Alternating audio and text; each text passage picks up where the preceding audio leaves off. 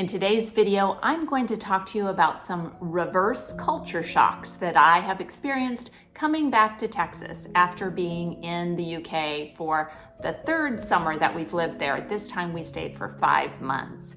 Hi, if you're new to my channel, my name is Dara, and my husband Ian and I live in Cheltenham in Gloucestershire, England, during the summer months, and then we live in the Dallas, Texas area of the US during the winter months.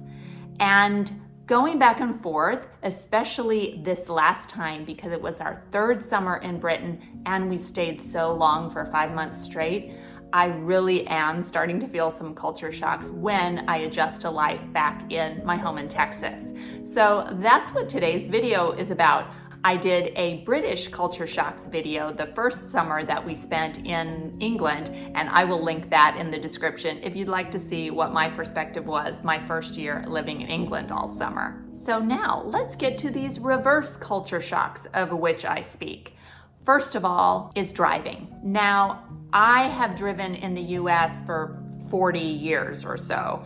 So very used to driving in the US, and when we first started traveling to Britain together over 30 years ago, I tried driving, but I was not good. It scared me, and my passengers were really uncomfortable with my driving, which made me even more nervous. So I stopped driving in Britain. And that's one of the main culture shocks I have coming back here, is that I start driving again, and whether I'm driving or a passenger, the roads are so much bigger here in the States, and especially in Texas, because we're in a relatively newer built up area where the roads are just wide. I mean, even just a little road on the edge of the subdivision where we live looks like this major interstate superhighway because the roads are just so big. And after living in Britain, where the roads are all so old and so narrow, it's a big difference. I even published a recent video specifically about the terrors of driving in Britain as a timid American driver like me. So it's a quick video. I'll link that in the description if you want to see what the typical dance is when you encounter oncoming traffic on a tiny little country road in Britain. The second culture shock is going shopping. Of course, you know, our kitchen was completely empty, no food in the pantry or refrigerator or anything. So first thing I have to do after getting back to Texas is go grocery shopping. And as you will see in my recent shopping video comparing the US and UK prices for food in the supermarket, it is just so expensive here in the US. So obviously that first shop is huge because I'm trying to restock the kitchen. But even just when I go do a little fill-in shop where I think I'm just picking up a handful of items, you know, one bag of groceries, the fact that it's usually between $50 and $100, every time I'm just shocked when it comes time to pay with my credit card at the end of the shopping trip. And it's not just the price of the food that's different. I hate to say it, but the quality of food is different. And for so many items, not all, but for so many items, the food quality is just not as good here in the States. Silly little things like carrots. I keep trying to buy carrots and at different stores and finding some that taste as good as what we had in Britain, and they just don't. It's really disappointing. The berries are the biggest thing I always notice. British berries are so much better. Strawberries, especially in the US, are not good. And then of course there's the bread thing. I talked about that in the shopping comparison video, the fact that the bread is so much more expensive in the US, and then it's full of preservatives and sugar and just doesn't taste good. So I'm gonna get back to baking my own bread again here soon now that we're a little bit more settled, and then I can go back to having good bread that's homemade. The other thing, this is probably the culture shock that bothers me the most. The other thing I notice is that there are so many plastic bags. Oh, it makes me mental when I go to the grocery store and at the till, there's all these plastic bags, and unless you make a point of telling the person bagging the groceries, here are my reusable bags, make sure you get those to them in time. They just start throwing all your stuff in plastic bags and just a few items in each bag. So then I see all these people leaving the store with a big grocery cart just full of dozens of plastic bags. And it makes me so sad because those plastic bags don't all get recycled. Our local Walmart doesn't even collect bags for recycling anymore, if you can imagine. And then the worst part is it's pretty windy around here and the plastic bags just end up blowing around. Maybe people put them in trash bins and they blow out. I don't know. All I know is I see bags everywhere. This is the perfect example of why plastic bags are so terrible. Here's plastic bags tangled up into a tree in my neighbor's garden because they blow all over the place because there are so many of them. So while there are certainly some Americans that bring reusable bags to their grocery store and use them when shopping, the vast majority of Americans don't because the plastic bags are free. And it's just convenient to not have to remember to bring your reusable bags, and that is something I hope changes in the future. Another culture shock is recycling. We were so used to, in Britain, always recycling our food scraps. We had a food scrap container that we kept right there under our kitchen sink, and so anytime we were chopping vegetables or fruit or getting rid of leftovers, we always used the food scrap container. And it was so nice to not be dumping that stuff in the landfill. And I loved that that little container got picked up every week right on the curbside there in England. Now, we've never had food scrap recycling in the States. So coming back here, I'm like, oh no, we're gonna have to go back to either putting everything down the garbage disposal or throwing it away. And it was so great to hear that after we got back, they are pilot testing food scrap recycling here. They are going to be composting all of those food scraps in the city. So they gave us a little green bin, which, funny, it's just exactly like the one we have in Cheltenham. So that's the good news.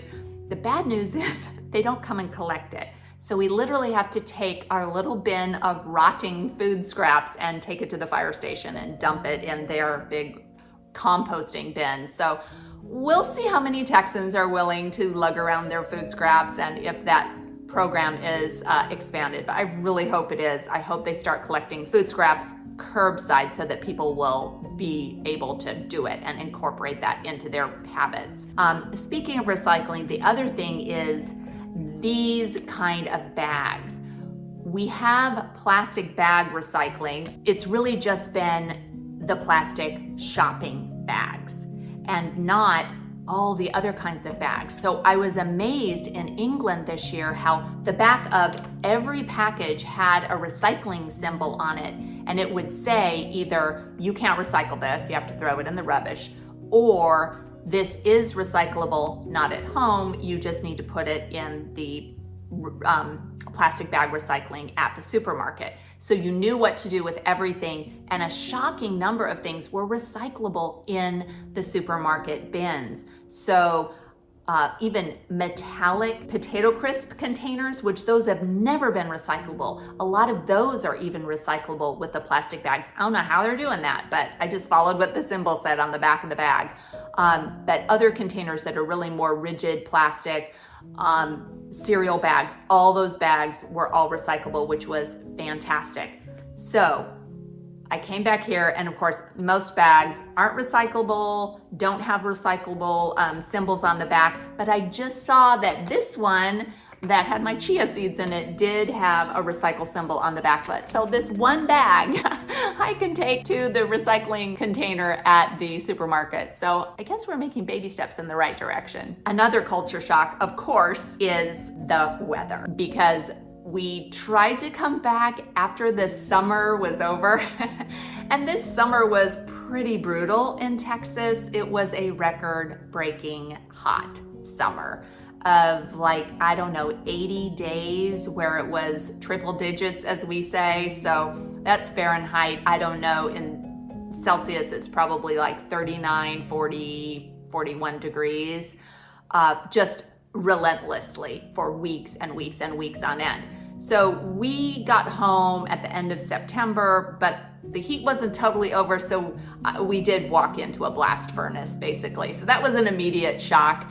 Now it's mid-October and we have had a cold snap. That's why instead of wearing a short sleeve shirt, I'm actually in my woolly jumper today from Primark, because our cold snap it's down to the mid 60s. Although in a few days, it's gonna be back to the mid 80s again, or translating that to Celsius, I think it's like 19 today and it will be up to 29 later this week. So yes, it's a bit chilly. We're having our mugs of tea and eating soup, but it'll be back to summer before you know it, even though we're in late October at that point. Another culture shock is it's just not as green here. And I really, really love the green. I know we always talk about how Britons love to moan about the weather, and I had so many British people apologizing to me this past summer about how it was cold and wet and not a nice summer. But honestly, Ian and I loved it because every day we could walk around outside. Yeah, it might rain a little bit. The rainstorms were never that bad and they never lasted that long.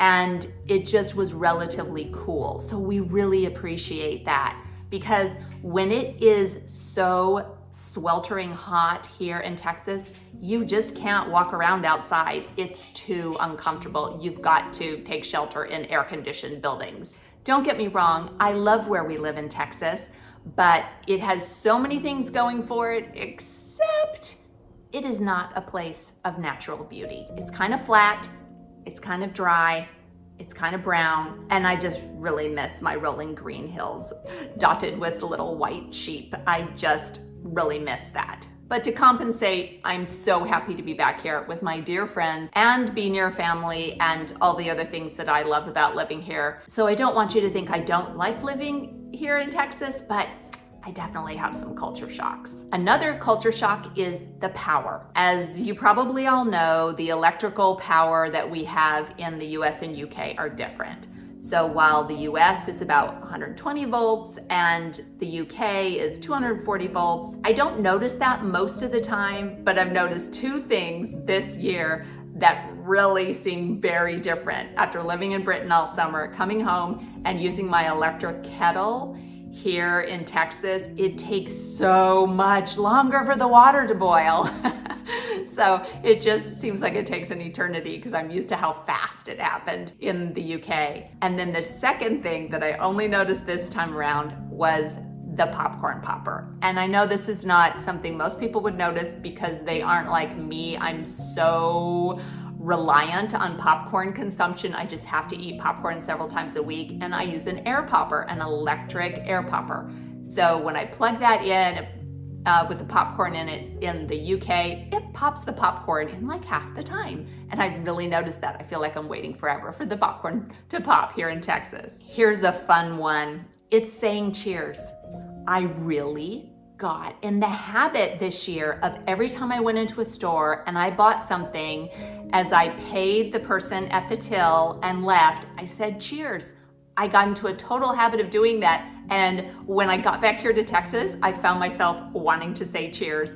And then I realized they're gonna think that I'm like toasting them with a glass of champagne, and they're gonna think I'm a total weirdo. So I had to like bite my tongue before the word cheers came out of my mouth and just say, thanks so much, have a nice day.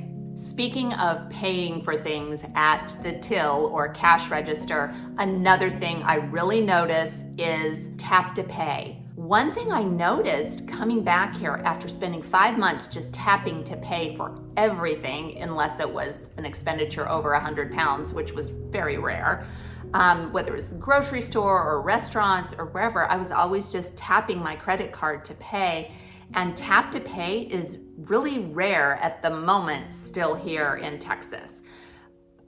Pretty much no grocery stores that I shop at have tap to pay. So I'm always having to insert my credit card or even swipe a credit card, which is so 1994.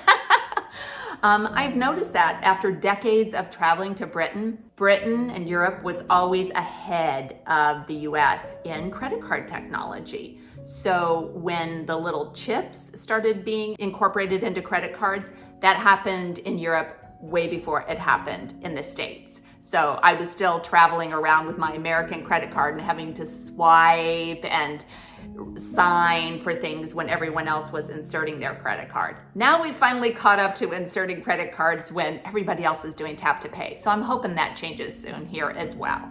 And as an honorable mention, I do have to mention one thing that happened. We went out to a Greek restaurant with friends a couple days ago. And in my recent video of things I love about living in Britain, I'll link to that in the description in case you didn't see it earlier. But in that video, I talk about the fact that in Britain, you don't give your credit card to people. If you're at a restaurant, the server will come to your table with a credit card machine and you tap to pay.